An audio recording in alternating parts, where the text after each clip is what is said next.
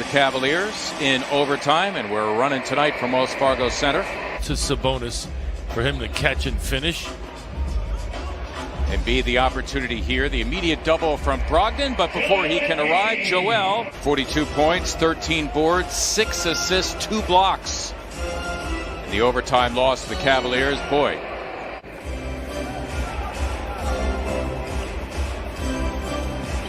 Both Sabonis and Cheeks, Hall of Famers. Embiid eyeing up the three, had a couple of threes late in overtime, kept the Sixers alive in that one, and that is good news.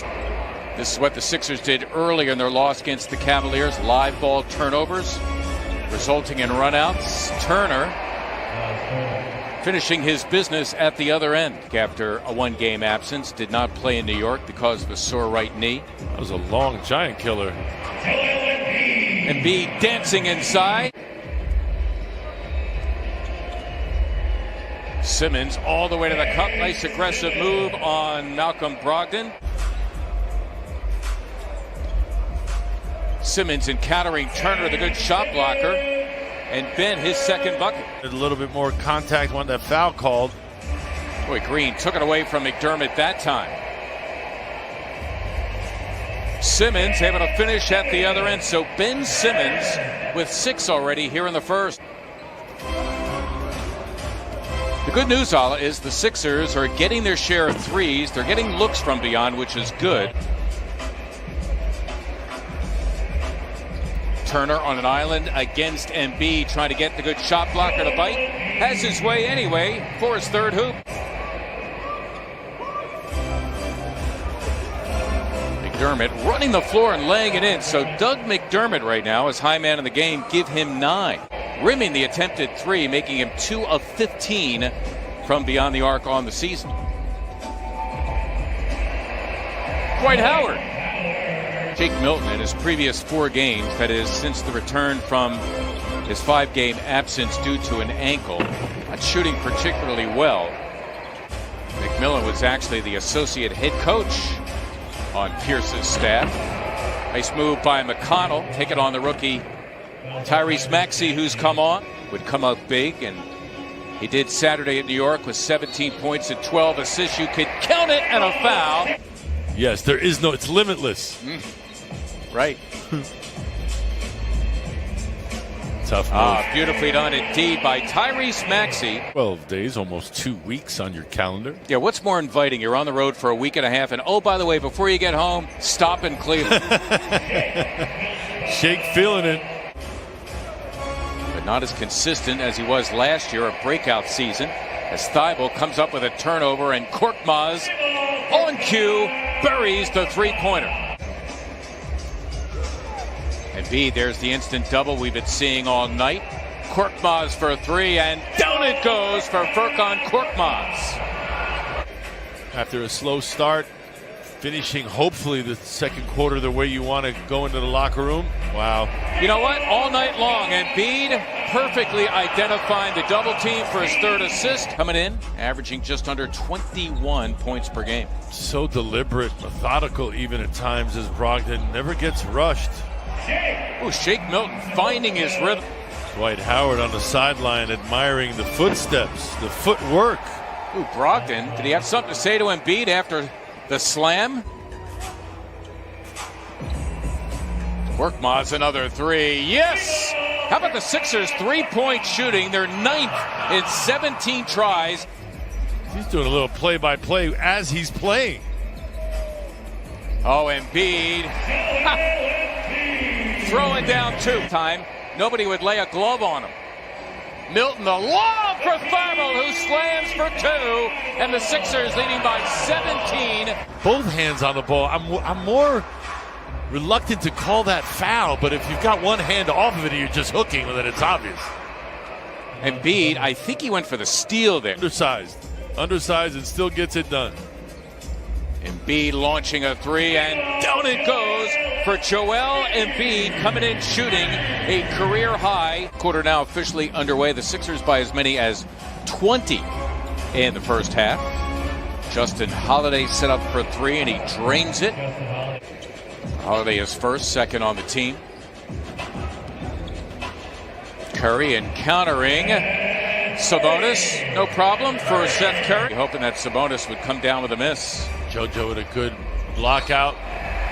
Embiid running the floor. You could count it and a foul. Struggles he has, just undersized going up against Joel. Him and Doug McDermott not on the same page there. All boats rise with the tide, as they say. Indeed. Everyone benefits. Nate Bjorkgren, one of them. T.J. McConnell, by the way, replacing McDermott. Good hands. Indeed, Curry helping out Embiid. Simmons flying down the floor and slamming for two. The Indiana Pacers, 4 of 19 from beyond the arc, a tick above 21%. Quite a different story for the Sixers as Simmons. This regime under Coach Bjorkgren and Nate McMillan is that there's a more emphasis on shooting threes as they drive and kick there. Brogdon to Turner. I'll get over it. Okay. I'll bounce back. And beat off the double. There's Mike Scott burying the three. Joel has been great at identifying their double teams. Mike sliding over a little, improved the angle. Wow. Embiid blocking the shot of Brogdon. Keeping it. Simmons on the loose, as he should. 16 for Simmons, and the Sixers now busting it open.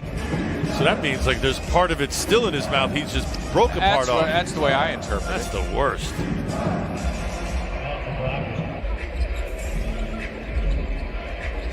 Curry working it with Embiid. Joel once again. Jump shot this season has been extraordinary. Sixers their largest lead at 31. Brogdon now getting his, give him 15. That leads Indiana. When I went to the record book, I saw Eaton's name on the top, but that 3.5 is his career average, which is an NBA record. His shot, he's 3 for 3 from beyond and 4 for 4 overall. Give him 11 points as Edmund Sumner is able to get inside. He's done that like 3 times now. Just camp out in the lane back then with the rules defensively. Man, he was a space eater. Howard slamming back the missed 3 from Matisse Thybulle. Pacers that time got caught trying to out-jump the Sixers instead of getting a body on somebody. Dwight. Oh, Brogdon now. The starting 5 could take a night off. The starting 5 did not log a lot of minutes in that game. Justin Holiday looking for the potential 4-point play. But you've got to handle that pressure well.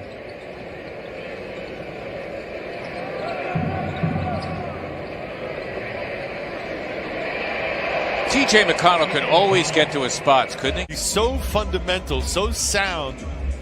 He gives himself a chance of knocking that down each time.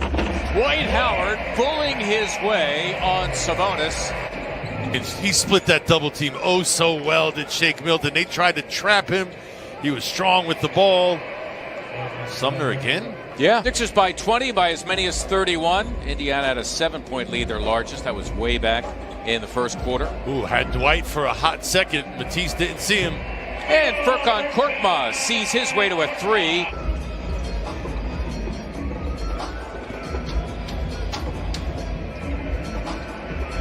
Milton a rather healthy 3, and it is good to see Shake zero in from beyond the arc. 24 points in the game, a season high is 31. Milton coming in just 31% from beyond as McConnell.